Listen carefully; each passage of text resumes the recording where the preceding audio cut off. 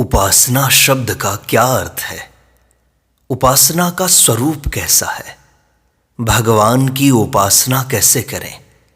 इन सब को बताते हुए पूज्य स्वामी राम सुखदास जी कहते हैं, उपासना शब्द का अर्थ है पास में बैठना, उप आसना। ये दो शब्दों से बनता है।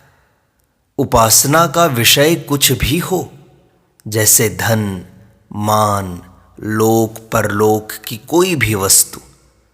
जो जिस वस्तु को चाहता है उसका मन उस वस्तु के पास रहता है, उसी की उपासना करता है। परंतु वास्तव में उपासना होनी चाहिए सत्य तत्व की।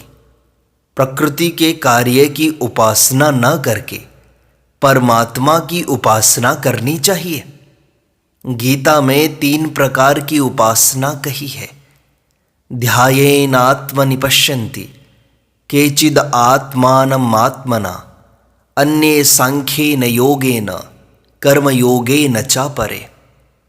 कितने लोग ध्यान योग के द्वारा परमात्मा का साक्षात्कार करते हैं, कई सांख्य योग के द्वारा और कई कर्मयोग के द्वारा। गीता में उपासना के 3 मार्ग हैं, भक्ति योग, ज्ञान योग एवं कर्म योग। सत्य तत्व की प्राप्ति के लिए जो किया जाए उसे उपासना कहते हैं। यह सब परमात्मा ही परमात्मा है, वही आदि मध्य और अंत में है। मयि सर्वम इदं प्रोतम सूत्रे मणिगणा इव। सूत्र में मणिगण की तरह संपूर्ण चराचर विश्व मुझ में ही तो ओत प्रोत है। सत असत सब कुछ परमात्मा ही है। सत्य तत्व की ऐसी उपासना भक्ति योग की पद्धति से उपासना है। सांख्य योग की उपासना असत का त्याग करके है। जैसे ना सतो विद्यते भावो, ना भावो विद्यते सतः, कि असत की सत्ता नहीं है और सत का अभाव नहीं है। सत की उपासना की जाती है। कर्म योग में भी सत की उपासना है। भगवान ने कहा है, नेहाभिक्रमनाशोस्ति प्रत्यवायो न विद्यते। इसमें कृत प्रयत्न का नाश नहीं होता। गीता के 17वें अध्याय के 2 श्लोकों में सत शब्द की 5 व्याख्या की हैं। सद्भावे साधुभावे च प्रशस्ते कर्मणि तथा यज्ञे तपसी दाने च स्थिति और कर्म चैव तदर्थीयम। देखो, सत कहते हैं सत्ता का होना, जिसका कभी नाश नहीं है, वह सर्वत्र विद्यमान है। यह संसार नित्य परिवर्तनशील ही है, परंतु उसके आश्रय से यह संसार प्रत्यक्ष नाशवान होने पर भी सत्य दिखाई देता है। यह संसार सत्य दिखाई देता तो है, पर सत्य है नहीं। प्रत्येक पदार्थ की उत्पत्ति के मूल में एक नित्य तत्व होता है, जिसके आश्रय से पदार्थ उत्पन्न होता है। उसे प्रकाश देने की जरूरत नहीं है, वह तो स्वयं प्रकाश है। उसकी सत्यता से ही सब अनित्य संसार दिखाई दे रहा है। तस्य भासा सर्वम इदं विभाति। उसी के प्रकाश से यह संपूर्ण जगत प्रकाशित होता है। सांख्य योग में असत को छोड़कर सत का ही चिंतन ध्यान होता है। असली उपासना उसी तत्व के लिए साधना मात्र है। बाल्यावस्था में जो शरीर था वह बदल गया। साथी, सामग्री, भाव, उद्देश्य, इंद्रियां सब बदल गई हैं, पर मैं तो वही हूं, ये बात नहीं बदली। मैं वही हूं, यह सत्य है। देश, काल, वस्तु, व्यक्ति सब उस सत्य के अंतर्गत है। सत्तत्व ज्यों का त्यों रहता है। हमने असत में मान्यता कर ली है कर्ता हम इति मन्यते, मैं करता हूँ, हम ऐसा मान लेते हैं। समष्टि शक्ति से ही समस्त क्रियाएं हो रही हैं। प्रकृते हे क्रियमाणानि, ऐसी स्थिति में संपूर्ण क्रियाएं समष्टि के द्वारा ही हो रही हैं। अब शंका होती है कि मन की स्फुरणा नहीं मिटती, यहाँ मूल में गलती है। हम उस स्फुरणा को मिटाने के लिए उसके कारण को न मिटाकर उसके कार्य को मिटाना चाहते हैं। कारण जिस मन में स्फुरणा होती है उस मन को हमने अपना मान लिया है। उसको अपना नहीं मानना है, वह प्रकृति का है, उसकी सत्ता से ही स्फुरणा होती है। यह परिवर्तनशील है। इस उपासना को सांख्य योग की उपासना कहते हैं। सत असत से परे और उसमें व्याप्त भगवान ही है। मयि सर्वम इदं प्रोतम, जैसे मिट्टी से बनने वाले बर्तन के पहले भी मिट्टी थी, बर्तन बनने के बाद भी मिट्टी है और बिखरने पर भी मिट्टी ही होती है। यही बात संसार के लिए भी कही जा सकती है। संसार है तब भी परमात्मा है। संसार के होने से पहले भी परमात्मा था एवं संसार के बिखरने पर भी परमात्मा ही तो है। जैसे घड़े का ढक्कन, उसकी आकृति, रंग, सभी चीज़ें होने से उसका उपभोग भी होता है, ऐसे ही नाम रूपमय यह संसार भी उपयोगी तो है। इसे परमात्मा ने ही तो बनाया है, यह परमात्मा ही तो है। दूसरी वस्तु आई कहाँ से? उससे उत्पन्न, उसी में लीन यह संसार परमात्मा ही है। ऐसी उपासना करना, सब कुछ परमात्मा है ऐसा भाव रखना, हर समय परमात्मा का चिंतन, यह भक्ति योग की उपासना है। निष्काम भाव है, यह निष्कामता स्वतः सिद्ध है, कामना बनाई हुई है। अब यह विचार करें, धन की कामना है, मान सम्मान की कामना है, पहले ये नहीं थी।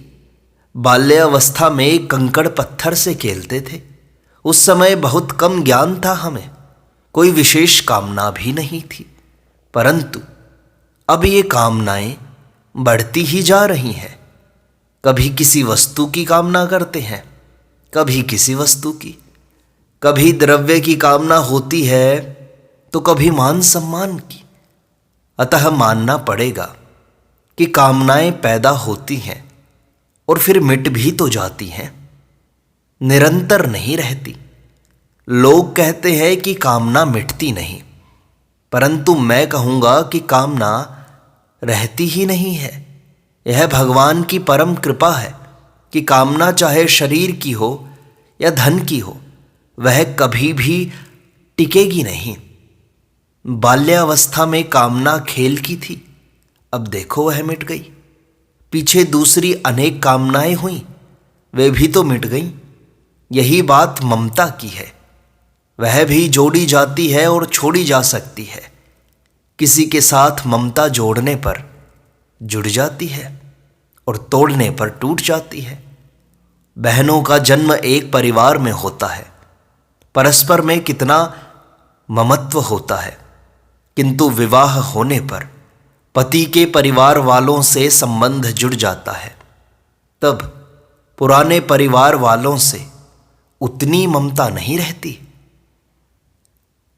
सहोदर भाई के गोद चले जाने पर उसके साथ वह ममता नहीं रहती जो उसके साथ पहले थी। अधिक क्या, अपने शरीर की ओर देखें। बाल्यावस्था में जब हम बच्चे थे तो हमारी माता गोद में रखती, दूध पिलाती, उसकी कितनी अधिक ममता थी। अब हम जवान हैं, तब वैसी ही ममता आज भी माँ की है क्या? और जब हम वृद्ध हो जाएंगे तब और भी कम हो जाएगी। इससे सिद्ध है कि ममता जिन सांसारिक वस्तुओं से करेंगे वे वस्तुएं ही नहीं रहेंगी। पर ममता करने पर जो लाभ पाप आदि होंगे वे रह जाएंगे। व्यापार में जिस तरह चीजें आती जाती हैं और बिक जाती हैं, पर केवल हानि लाभ हमारे पास रहता है, वैसे ही ममता करने से केवल पाप ताप ही हाथ लगता है। मुनाफा में शोक चिंता रहेगी। जवान लड़का मर जाता है, वह लड़का न पहले था न अब है, फिर चिंता क्यों करते हो? चिंता शोक आदि जो करते हैं, बस यही ममता का मुनाफा है। एक समय श्रद्धेय सेठ श्री जयदयाल जी गोयंदका के सामने किसी भाई ने प्रश्न किया कि जब सब परमात्मा ही हैं, तब हम जो पाप करते हैं वे भी परमात्मा के द्वारा ही होते हैं। ये चैव सात्विका भावाः, यह भी परमात्मा की ही उपासना हुई। और रावण कुंभकर्ण आदि के इतना अन्याय करने पर भी उन्हें उसी परमात्मा की प्राप्ति हुई। तब हम कर्तव्य करके बंधन में क्यों पड़े? उत्तर में उन्होंने कहा, हम जैसी उपासना करेंगे वैसे ही उपास्य मिलेंगे। वैसी उपासना करने पर दुखमय भगवान मिलेंगे। क्या दुख भगवान नहीं है? जैसा स्वरूप चाहते हैं वैसी उपासना कीजिए। यदि रावण आदि की तरह करते हैं तो वैसी शक्ति चाहिए कि भगवान के सिवा दूसरों से मरे ही नहीं, तब तो कल्याण हो जाएगा। पर यदि कोई बीच में ही मार देगा तो क्या दशा होगी? उद्धार होने से वंचित रह जाएंगे। जिज्ञासुरपि योगस्य शब्द ब्रह्माति वर्तते। योग का जिज्ञासु भी शब्द ब्रह्म को पार कर जाता है। इस सच्चे मार्ग में धोखा नहीं है, सब कुछ परमात्मा ही है। इसका तात्पर्य है कि कोई साकार चाहता है, कोई निराकार चाहता है। साकार में भी कोई विष्णु, राम, कृष्ण, शक्ति, शिव इत्यादि को चाहता है। जिस रूप में जिसकी पूज्य भावना, आदर और रुचि होगी, उसकी उपासना से उसको उसी स्वरूप की प्राप्ति होगी। फिर भगवान की कृपा से उसको वास्तविक स्वरूप की प्राप्ति होगी, जो मन वाणी से अतीत है। कर्मयोग में भी सत की ही उपासना है। इसमें फल आसक्ति का त्याग होना चाहिए। लोग कहते हैं कि ममता आसक्ति हमारी मिटती नहीं है। इस विषय में यह विचार करना चाहिए कि आसक्ति सदा एक सी रहती है क्या? पहले जो मां का स्नेह था अब वैसा है क्या? युवावस्था में स्त्री में जो आकर्षण रहता है वृद्धावस्था में वैसा है क्या? किसी भी वस्तु के साथ देख लें, मकान बनवाया या गहना कपड़ा बनवाया, 2-4 दिन जो आनंद आया फिर वह आनंद वैसा ही रहता है क्या? अब तनिक विचार करें। संसार का कोई भी पदार्थ रहने वाला नहीं है। फिर यह स्नेह, ममता, आसक्ति इन पदार्थों में न करके भगवान से कर लेते तो कृतकृत्य हो जाते। संसार के सारे पदार्थ नाशवान हैं, इनसे कुछ मिलने वाला नहीं है। केवल अंतःकरण मलिन होगा, अशांति मिलेगी। माँ बेटे का बड़ा स्नेह है। लड़का इस समय माता के अनुकूल आचरण करता है, पर बड़ा हो जाने पर वह पत्नी के कहने के अनुसार माता के प्रतिकूल चलने लगता है। तब माता की ममता वैसी नहीं रह सकती, वह अपने आप टूट जाती है। ममता उस कच्चे धागे के समान है जो थोड़ा सा विरुद्ध पड़ने पर टूट जाता है। इसलिए ममता का त्याग कठिन नहीं है। ममता को ग्रहण करके रखना कठिन है। यह सदा एक रस नहीं रहती, बदलती रहती है। इससे सिद्ध है कि प्रीति असली जगह पहुंची नहीं है। 5 वर्ष का बालक अपनी मां को खोजता है। दूसरी माताएं बैठी हैं, पूछने पर वे अपने को मां कहती हैं, किंतु बालक उनमें से किसी को मां नहीं कहता। उसकी मां होती तो वह उसकी गोद में चला जाता। ममैवांशो जीवलोके, इसलिए गीता में कहा है, यम लब्ध्वा चा परम लाभम मन्यते नाधिकम ततः। जिसको पाकर फिर दूसरी वस्तु को उससे अधिक नहीं मानता। कर्मयोग में फल की कामना का त्याग है।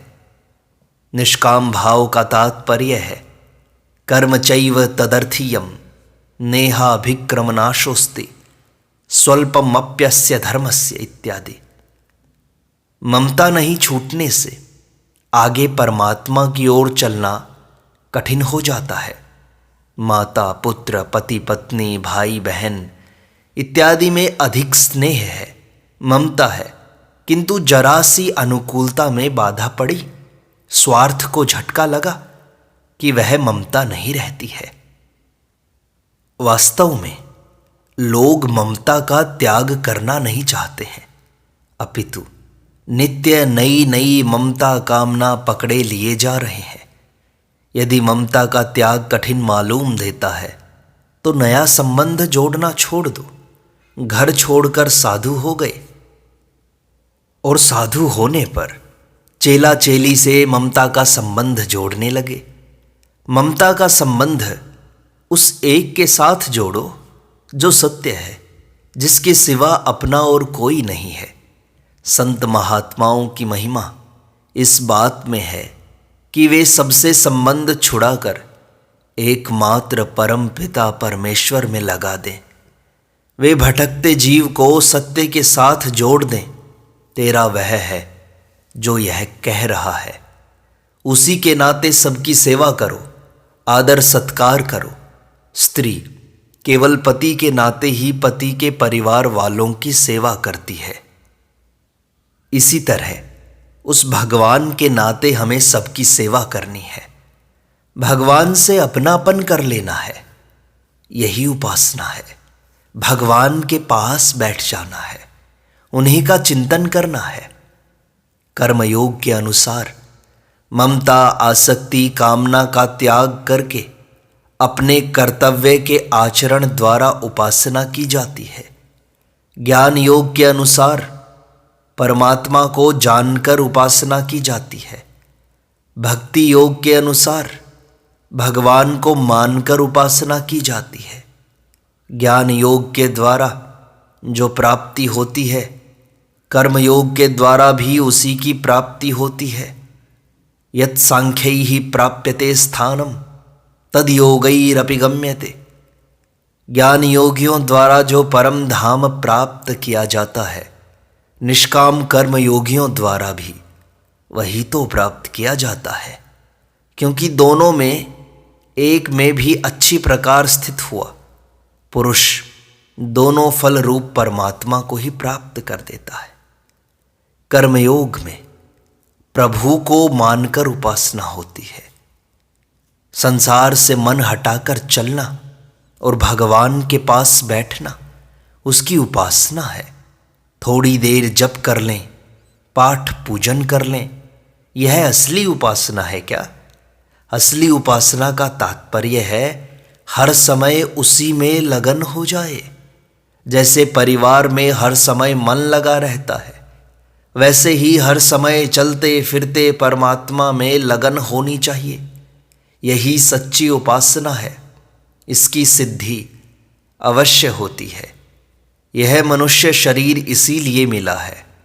संसार के लिए मिला होता तो संसार की सिद्धि हो जाती, किंतु सिद्धि नहीं हुई। अतः परमात्मा की प्राप्ति के लिए ही मनुष्य शरीर है। उसी की उपासना करनी चाहिए। उपासना का प्रभाव छिपाए छिप नहीं सकता। किसी ने कहा है, भजन करे पाताल में प्रकट होए आकाश, दाबी दूबी नहीं दिबे कस्तूरी की वास। जिसने परमात्मा की ओर चलना आरंभ कर दिया अथवा जिसने परमात्मा को प्राप्त कर लिया, उसका आचरण बदल जाता है। उसके शरीर में बल बुद्धि में अंतर आ जाता है। उसके प्रभाव से वायुमंडल वैसा ही बन जाता है।